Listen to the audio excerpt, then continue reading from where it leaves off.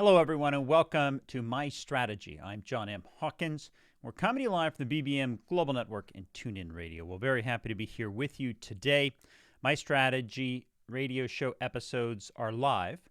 They're on Saturdays at 10 a.m. Pacific, 1 p.m. Eastern. Very happy to be here with you today. Saturday is a great day of the week to reflect on the prior week and think about what you've accomplished and make plans for the upcoming week, keeping in mind that now or any time is a good time to assess your personal strategy, and specifically your personal development strategy, which is what this show is all about here. Our My Strategy radio show continues to grow. We're available on iHeart, iTunes, Player FM, YouTube, SoundCloud, Spreaker, and many more digital platforms. You can find me on most social media platforms. My Twitter handle is @HawkinsJohn. That's @HawkinsJohn. And my website is johnmhawkins.com. Just like anything in life, we need to have a strategy and a plan to help us reach our goals because the best laid plans don't always work. This week we're going to be talking about the way we think, not what we think. So if you have any good stories, tips, or tricks on how you think, I would love to hear from you. All right, so on this show, we're going to be talking about the way you think and specifically what is your thinking mode. We're going to talk about the importance of how we think. Talk a little bit about divergent, convergent thinking. Help you determine when to use which type of thinking mode and provide you tips and tricks to help you develop your strategy to solve all sorts of problems.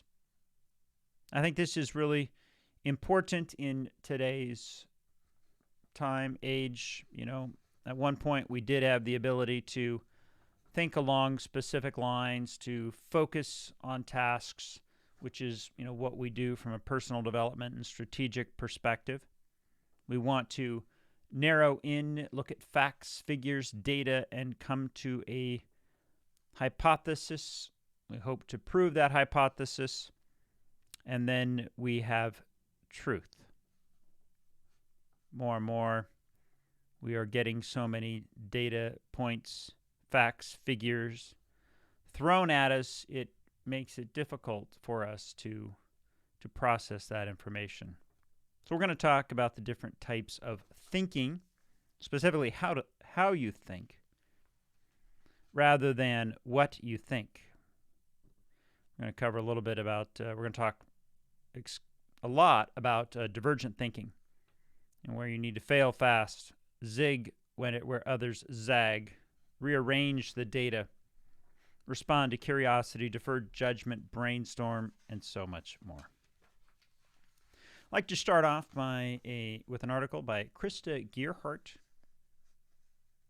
She talks about 3 types of thinking and why they are important. She says, how often do you think about thinking? For most of us, the answer would be not very. As we manage our lives and do our jobs, we tend to employ different approaches to thinking without really being aware of it. And for the most part, that works. However, times keep on changing, and it's increasingly important for us to be more conscious of how we think and develop our thinking skills. She says this is especially important if you work in learning and development role because you're responsible for developing those skills in others and helping them succeed in this changing world. So Krista focuses in this specific piece on 3 different important types of thinking skills: critical, strategic, and entrepreneurial skills. She talks about other types of thinking that she covers in other articles. Specifically in today's show, we're going to also include abstract, analytical, creative, and more. I think our key point here, though, in this article is that being able to think and having thinking skills is increasingly important. She says in a future job report, the World Economic Forum shares its 2022 skills outlook. And this is a listing of the top skills that employers will demand in the global economy of 2022. And she highlights some of those top growing skills from this report. And I think it's important also to note, we've done podcasts on skills before, but there are hard skills and soft skills. And the soft skills are those things that are difficult for us to measure. And the hard skills are those skills by which we have a means to test our knowledge, evaluate your performance, and ultimately give you a grade or a rating on that skill. So as you think about these skills, these really are more soft skills than hard skills. So it's going to be difficult for us to test many of them, but there might be ways to do and test others. So the top skills are analytical thinking and innovation, active learning and learning strategies, creativity, originality, and initiative, technology design and programming. And note that some of these are soft skills, some are hard skills. So the technology design and programming, we have a way to test for that. Creativity, originality, and initiative. Creativity is subjective, but at the same time, it's important for us to, if we can, develop those thinking skills. Complex problem-solving skills, leadership and social influence, emotional intelligence, reasoning, problem-solving, and ideation, systems analysis and evaluation. It goes on to say, it's interesting that at least 7 of the top 10 hinge on one or more of thinking mentioned above. For many roles, individuals will need to be proficient in critical, strategic, and entrepreneurial. So she goes on to define what she says are critical thinking and entrepreneurial skills. She talks about the link between critical thinking and confidence, how it's important to develop. Critical thinking is an effortful and continuous analysis and revision of one's thinking process and output for reasoning and logic, and to eliminate bias in order to increase the probability of your desired outcome. Another one she focuses on is strategic thinking. Strategic thinking is a mental process that is applied when one is trying to achieve some goal or set of goals, whereas critical thinking is all about analysis, logic, and reason. Strategic thinking is about planning. Strategic thinking does not exist in a vacuum. Strategic thinkers must typically employ solid critical thinking skills in order to analyze and understand their current situations. Then layer in strategic thinking to forge a path. Entrepreneurial thinking. Entrepreneurial thinking can also be called creative thinking. It involves seeing things differently than most others. Entrepreneurial thinkers are able to identify opportunities that others may miss. They're able to see patterns. It says here that entrepreneurial thinking doesn't exist in a vacuum. And I think it's important to note that as we go through today's episode, you're going to find that each of these thinking modes are useful in specific instances, and the key for us is to know when to employ which mode and why. You're listening to My Strategy. I'm your host, John M. Hawkins, coming to you live from the BBM Global Network and TuneIn Radio. When we come back, we're going to talk about some of those common types of thinking modes. We'll be right back.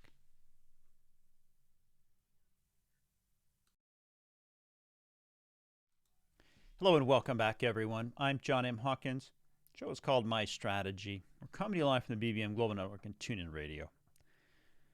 Very happy to be here with you today. Right before the break, we were talking about what type of thinker are you?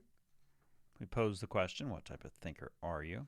We talked a little bit about some of the different ways we can think. We're not talking about what to think today, because everybody has their own opinion, and they choose to think about what they choose to think about, based on what's important, what's interesting to them in their lives. perhaps what someone else has told them. In this segment, I want to talk a little bit about the different types of thinking modes out there. I've got an article by Janie Davis. It talks about the different types of thinking. She says, can your personality be formed from different types of thinking? It's an interesting question. If it can be formed by different types of thinking, how can you take advantage of these different ways or modes of thinking? She goes on to say, what has thinking got to do with our personalities? Well, would you describe yourself as a logical person? A creative person? Are you a rational person, or do you prefer to think in abstract terms? We use different types of thinking skills every second of the day, whether it is something as important as contemplating the end of a relationship or reaching for the last biscuit on the table. She says it stands to reason that thinking in certain ways has an effect on our personalities. Furthermore, research shows that there are different types of thinking, and each one influences the kind of person we are.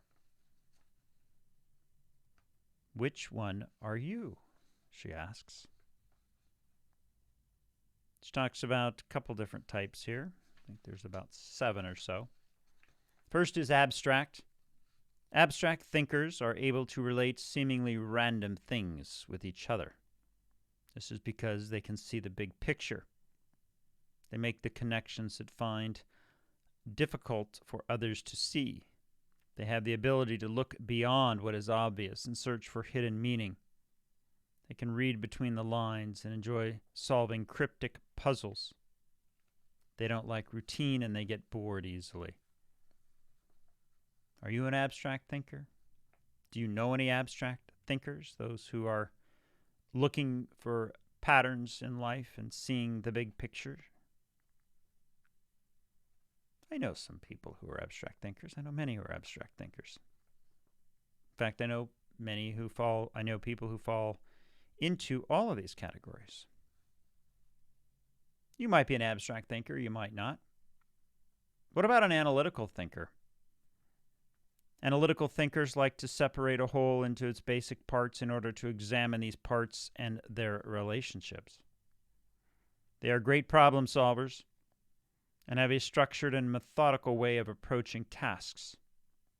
This type of thinker will seek answers and use logic rather than emotional thinking in life.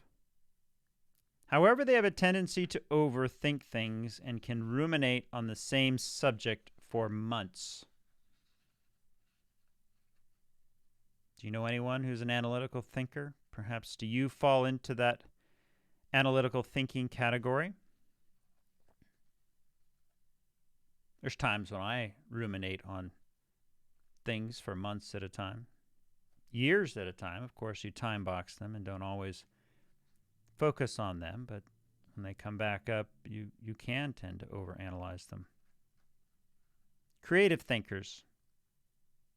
Are you a creative thinker? Do you know someone who's a creative thinker? Well, the creative thinkers think outside the box and will come up with ingenious solutions to solve their dilemmas in life.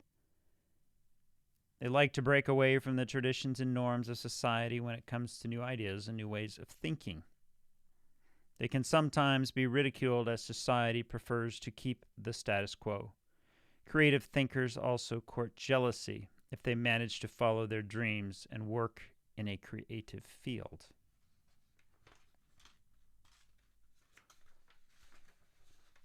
Concrete thinking. Concrete thinking focuses on the physical world rather than an abstract world. It's all about thinking of objects or ideas as specific items rather than as theoretical representation in a more general idea. Concrete thinkers like hard facts, figures, and statistics. For example, you will not get any philosophers who think in concrete terms. Children think in concrete terms and at its very basic and literal form of understanding. Critical thinking, which we did cover in the prior segment. But critical thinking, according to this author, takes analytical thinking up another level. Critical thinkers exercise careful evaluation or judgment in order to determine the authenticity, accuracy, worth, validity, or value of something, and rather than strictly breaking down the information. Critical thinking explores other elements that could have an influence on conclusions. Two more here. Convergent thinking. Convergent thinking is the process of combining finite number of perspectives or ideas to find a single solution. Convergent thinkers will target these possibilities or converge them to come up with a single solution. Divergent thinking, by contrast, divergent thinking is the opposite of convergent thinking. It is a way of exploring an infinite number of solutions to find one that is effective. So instead of starting off with a set of possibilities and converging on the answer, it goes far and wide as necessary and moves outwards in search of the solution. The article goes on to talk about how you can take advantage of different types of thinking. You might be more like a natural problem solver. Think of the famous super sleuth, from Sherlock Holmes to Inspector Frost, and you will see convergent thinking at play. By gathering various bits of information, convergent thinkers are able to piece the puzzles together and come up with a logical answer to the question, who has done it?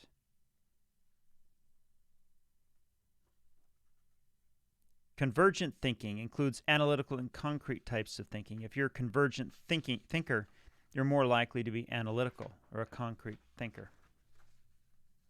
I think the question here is, not which thinking mode do we need to use, but it's understanding the different thinking modes and then asking ourselves the important question, which is, when do we use it?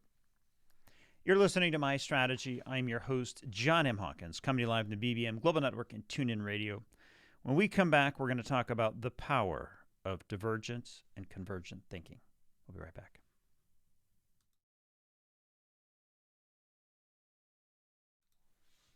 Hello and welcome back, everyone. I'm John M. Hawkins. The show is My Strategy, and we're coming to you live from the BBM Global Network and TuneIn Radio. Well, if you're just joining us, welcome. The show is all about personal development, helping us to be the best we can. Right before the break, we were talking about some of the common types of thinking modes. We're talking about the thinking process and how we think, not what we think about. We talked about creative thinking, analytical thinking, critical thinking, concrete thinking, abstract thinking, divergent thinking. We covered it a little bit, and we also covered convergent thinking as well. And there are differences to the ways that you can think, take in the information, and process it. In this segment, I want to cover the power of divergent and convergent thinking. Got an article here by SmartStorming. The power of divergent and convergent thinking guide your group's thinking process to new heights of productivity.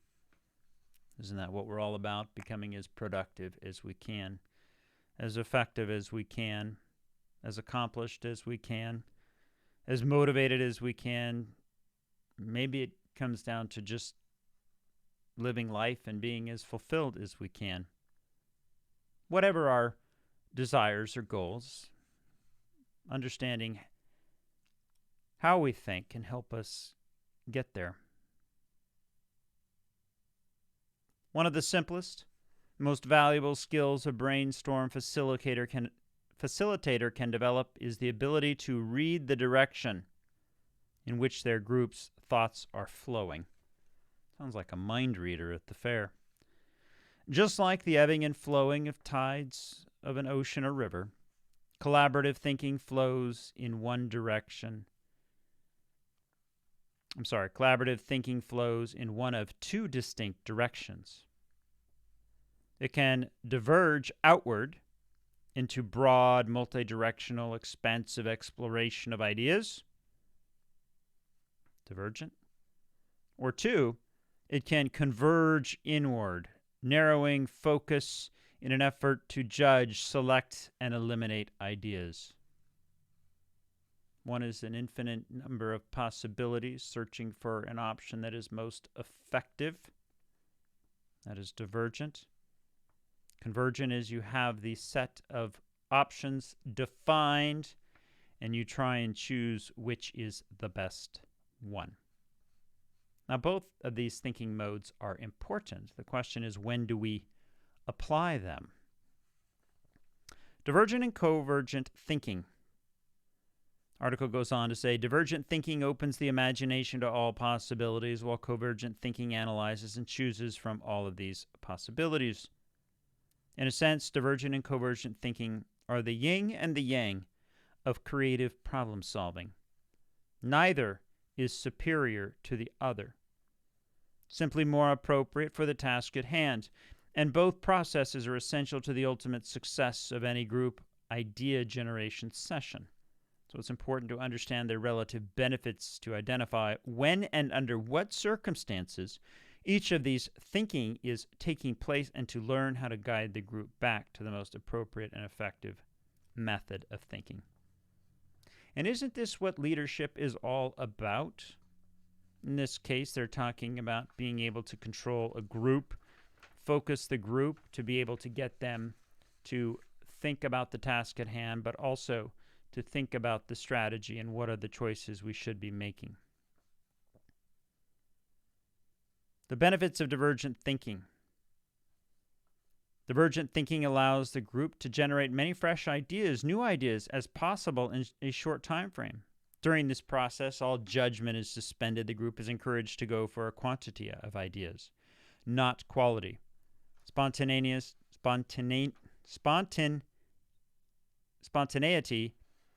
will build upon others' ideas and push the boundaries of imagination. Even wild, crazy, audacious ideas are welcome. Audacious ideas. In fact, the motto for divergent thinking is everything is possible. Have you been in a meeting? Have you talked to somebody where they feel that everything is possible, that they talk about the endless possibilities of what we could do? And when you're in those discussions, how does that make you feel? Does it make you feel comfortable, or does it make you feel stressed because you need an answer to a specific problem? Well, if you're feeling stressed and anxious at that point, perhaps convergent thinking is what you were expecting. You know, if you have ideas that are already been defined and you need to pick between them, this means that you really need to start focusing on which choice to make as opposed to the realm of possibilities. So it's important to look and listen to our bodies and listen to, how we're feeling, whether it's an emotional response or a logical response, because the way we're solving that problem, the thinking modality, could be having an impact on us. And if it is, our gut's telling us something. Our gut's telling us that, wait a minute, are we thinking about this problem in the right way? Should we be looking at it from a different perspective, where we need to do critical thinking or abstract thinking? And that's where these constructs come together. It's, taking the best of the different modalities of thinking and using them effectively to help us solve our problems, to help us come up with strategies that we can use to solve our problems. It says here that if divergent thinking is the casting the widest net possible, then convergent thinking can be thought of harvesting. It's the very best of the catch.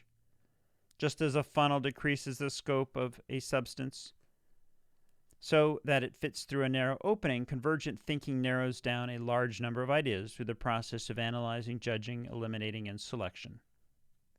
Convergent thinking is ideally suited for thoroughly evaluating the merits of an idea or seeing how well it holds up to the scrutiny based on the pre-established criteria. When thinking processes collide, as mentioned earlier, each of the two processes has an essential role to play in effective brainstorming. However, if they take place simultaneously or at the inappropriate time, they will quickly become an obstacle to success. You're listening to My Strategy. I'm your host, John M. Hawkins, coming to you live from the BBM Global Network and TuneIn Radio. When we come back, we're going to explore what type of thinker you are. Do you know? We'll be right back.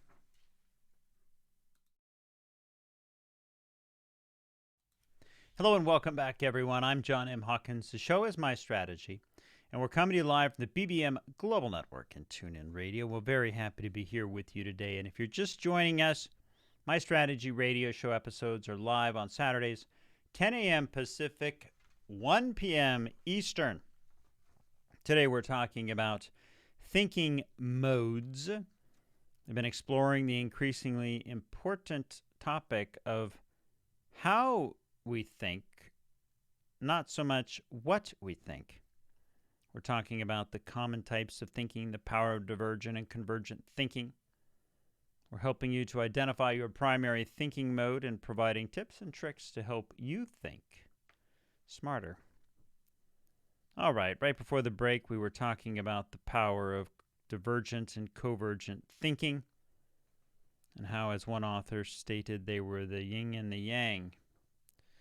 Neither is better than the other, and they are both used symbiotically and can help us when we're trying to problem solve, trying to come up with new strategies, trying to, really think strategically, act tactically.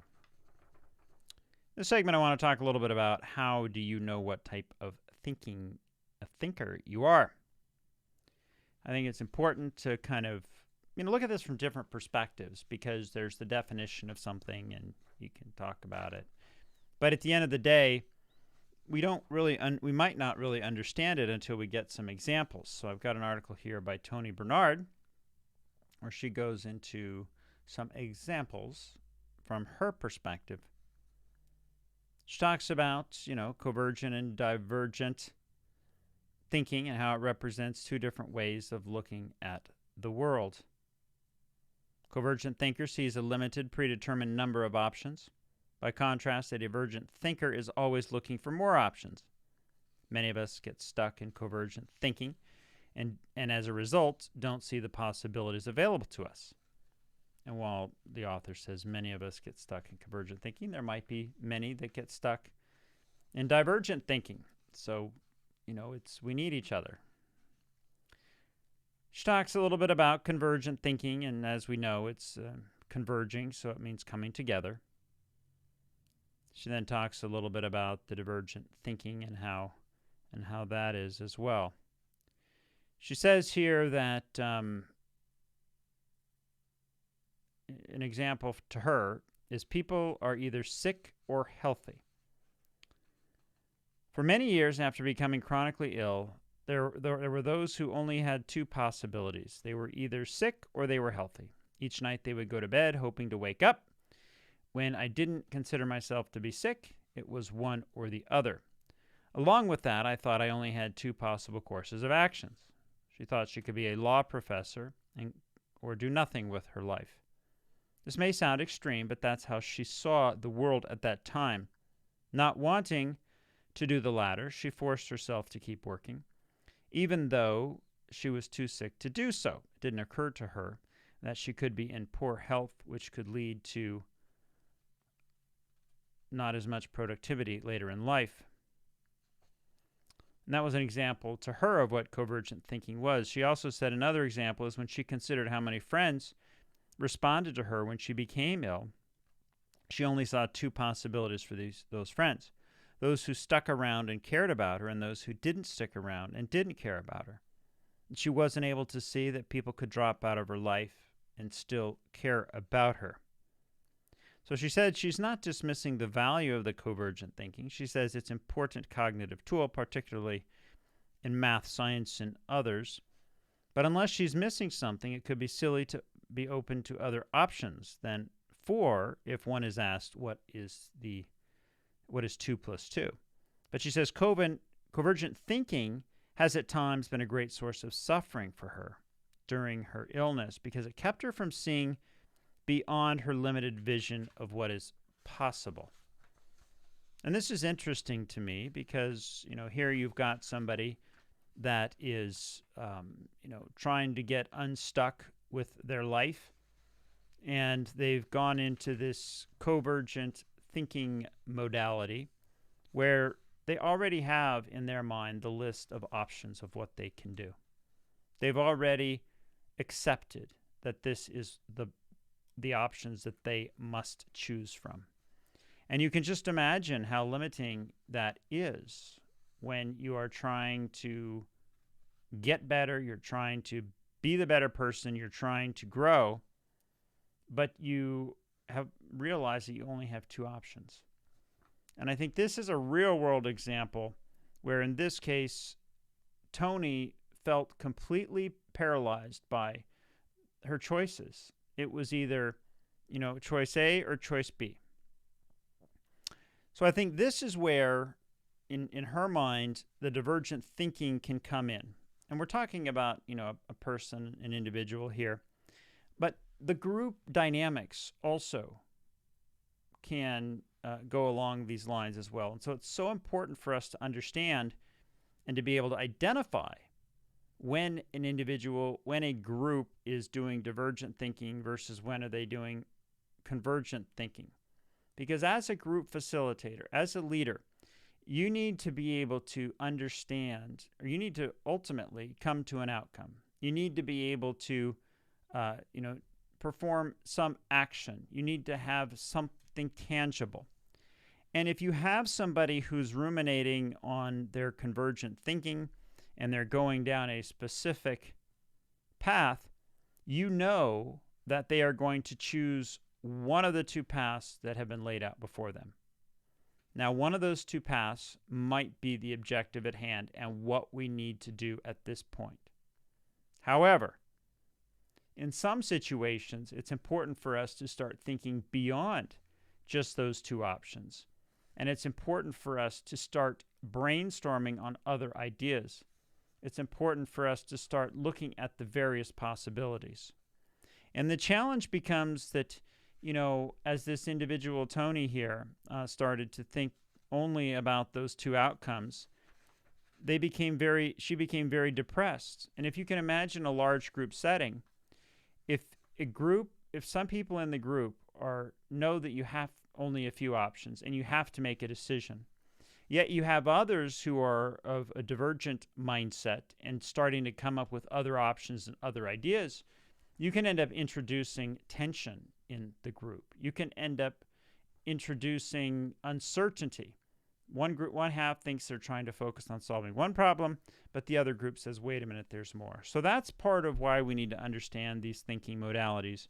And it really is understanding what the modalities are, and then we need to put in place strategies to help us be able to control the group's thinking process so they can solve these problems appropriately.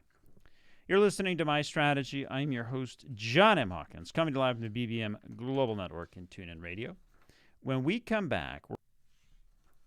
Hello and welcome back, everyone. I'm John M. Hawkins. The show is called My Strategy, and we're coming to you live from the BBM Global Network and TuneIn Radio. Well, right before the break, we were talking about how do you know what type of thinker you are, and we read an essay, an article by Tony, who was focusing on convergent thinking, and as a result, she limited herself to some outcomes, some options, and for her, she felt that it was important for her to do a little bit more divergent thinking, which would help her look at other options. In this segment, I want to talk a little bit about ways to inspire divergent thinking.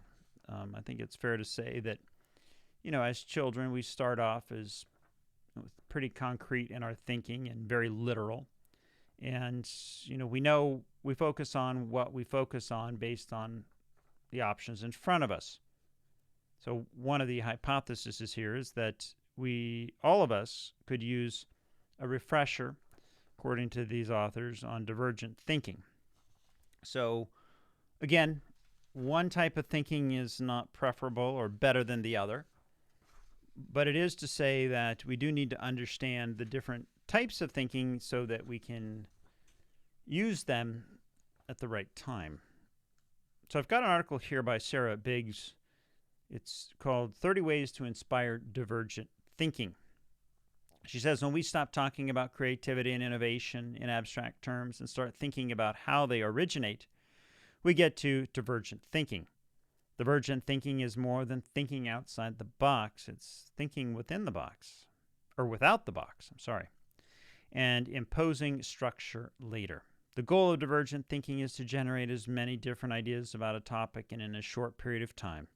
It involves breaking down a topic into its various components, parts, in order to gain insight about the various aspects of the topic.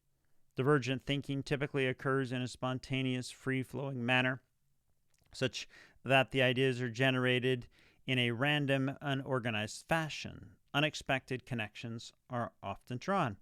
This type of thinking is found among people with personality traits such as nonconformity, curiosity, willingness to take risks, and persistence. Divergent thinking is not the same as brainstorming. Brainstorming is a technique that encourages divergent thinking, but it's only one of many. The research. The benefit of divergent thinking is huge, especially in a day and age when employers value skills over knowledge. Decades of research have shown that students who are exposed to divergent thinking methods early in their education become more creative, both immediately and later in life. Studies by Cornell University research team found that divergent thinking improves natural language proficiency and also performance. That same year, psychologists from the Netherlands revealed that divergent thinking leads to positive mood swings, while convergent thinking leads to negative mood swings. Patrick Ledwidge from the University of Nebraska says graduate students in particular could benefit from a heightened dose of divergent thinking. So this article basically talks about the differences between, as we know, the divergent thinking process and the convergent thinking process. And there's a definite impact here to the mood swings and thinking positively versus thinking negative. So they go on to talk about some of the ways that we can encourage this type of thinking, but keeping in mind that both are important. So she says there's a lot to be discovered about divergent thinking, but we know that it produces highly intelligent, creative individuals. Fail fast, frequent failures. Make as many mistakes as possible and as quickly as possible means you're headed towards solving the right solution. Thank Google. You can find anything on Google these days. This doesn't mean students are in danger of forgetting how to learn and solve problems, but it shows that it gives you the ability to find information quicker and come to conclusions. Zig where others zag. It can be highly productive to think differently, and it pays off in the long run. Respond to curiosity when it arises. Encourage people to answer their own questions now, not later. Defer judgment. Practice this yourself. Encourage others to practice it. This includes both criticism and praise. Combine ideas. Look for combining of ideas that might work together. Encourage autonomy and ownership. Praise individuals for their unique ideas. Help others appreciate how they learn. Brainstorm. Substitute. Adapt. Modify. Diversity. Can students put a material, process, or method to another use? Eliminate. Think in terms of removing, not adding. What can students do to eliminate the problem and inefficiencies? Brainwrite. This is a terrific exercise. Having a group of students brainstorm first on sticky notes or index cards without speaking to each other. This encourages all voices to be heard and prevents people from having their ideas forgotten or not heard at all. 6 thinking hats. Pioneered by Edward de Bono, the 6 thinking hats exercise encourages parallel thinking or viewing of a problem from different perspectives depending on which hat you're wearing. Discuss lateral thinking. Lateral thinking is a type of thinking that uses unorthodox or seemingly illogical methods to solve problems. Use concrete fans. Represent a problem as a central circle. Have students write down the possible solutions using a series of lines radiating from the outer circle. Be proactive. Start with provocative statements like we should abolish standardized testing. Then students are asked to examine the consequences of the statement, benefits, and others. Try random input. Take a random object, a noun, and associate it with a problem they're thinking about. What are the connections? How can these connections be used to solve or expand the problem? Disapprove. Have students take the traditional view of something and challenge it. See if they can support their own position and use technology when possible. So those are some ideas of ways that you can drive divergent thinking. A lot of this is done in group context where you need to solve problems or you need to come up with hypotheses or perhaps theories and ultimately prove those out. And that's where how we think is so important. How we think about information makes a difference. And we all have the ability to think in different modalities. We have the ability to be able to change the way we look at the world. But the hard part is knowing that we have the power to do that. And then we need to be able to know that when it is okay to turn that power on. So if you're in a group situation and having a conversation and people are focusing on two specific outcomes and you know there's a third, it might be time to do divergent thinking. However, if you're in a crisis and there is a situation that needs to be tackled and there's divergent thinkers, it might be time to employ the convergent thinking. You're listening to My Strategy. I'm your host, John M. Hawkins, coming to you live from the BBM Global Network and TuneIn Radio. When we come back, we're going to talk about how you can put your plan in place. We'll be right back.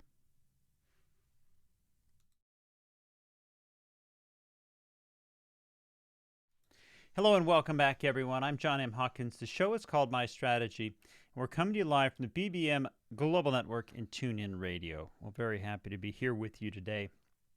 And in case you missed this broadcast, you can listen on iHeartRadio, Apple, iTunes, or many of the other digital platforms out there.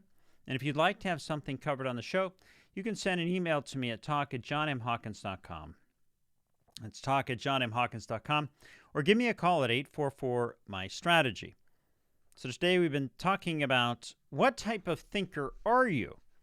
I think it's very important for us in this day and age to really think about how we think and not what we think about. Thinking skills are becoming increasingly important. Critical, strategic, entrepreneurial, abstract, divergent, convergent thinking, all different ways that we can think, modalities that we can think to solve problems, answer questions, and more. So what is our default thinking mode? Each one of us has a default thinking mode, or some of us, have the ability to use different modalities. But what is your modality? Are you a creative thinker? Are you analytical? Are you a critical thinker, a concrete thinker, abstract thinker, divergent thinker, or convergent thinker? I think it's important that while you might have a forte in one of these thinking modalities, it's important for us to realize that there is value in all of the different ways we can think. And that is how we can bring diverse thoughts into a particular brainstorming or solutioning session to come up with the best solution for us. Now, for many of us, if we start focusing on our own world, getting too entrenched in a specific thinking modality, it can be negative. It can be detrimental to us, and it's not going to help us from a personal development perspective. And that's where working with others, reaching out to others, you can start to realize that maybe you have been limiting your thought process. And as a result of that, it hasn't been helping you, get to your end goals. We then talked about the power of divergent and convergent thinking and how divergent thinking opens us up to the imagination of all the possibilities. And with all the possibilities laid out, we then can start to determine the effectiveness of each one of those possibilities.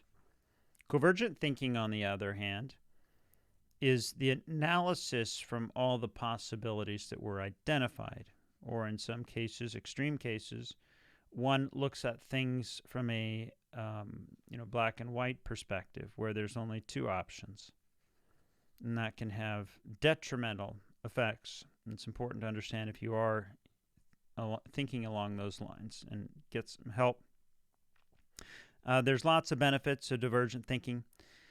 So we talked a little bit about some of the examples, and Tony shared her story in an essay or blog post on how she thought that people were either sick or healthy. She thought she could either be, a lawyer, or she would have no job at all. And there are people who think like that, and that's where divergent thinking can help them. It can help them with all the options. It can help them figure out what are some other things we can do. And divergent thinking is something that, while you have the ability to do, we also want to think about it from the perspective of, let's get to solutions quickly. Let's test these. So fail fast, zig where others zag, rearrange, respond to curiosity, defer judgment, brainstorm, and much more.